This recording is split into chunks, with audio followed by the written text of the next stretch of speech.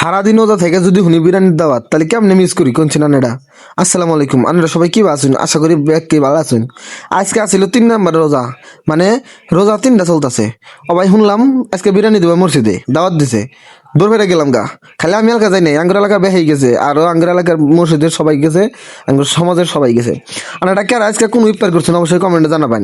আর কারা কি দিয়ে ইফতার করলেন? আজকে আমি ইফতার করছি বিরিয়ানি দিয়ে, আপনারা কি কি দিয়ে ইফতার করছেন অবশ্যই কমেন্টে রিপ্লাই দিবেন। ধন্যবাদ।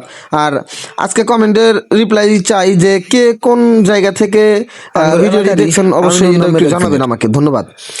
আজকের ইফতারের আয়োজন হচ্ছে আমাদের মসজিদেই, এই আমাদের গ্রামেরই এক বড় ভাই আমিনুর।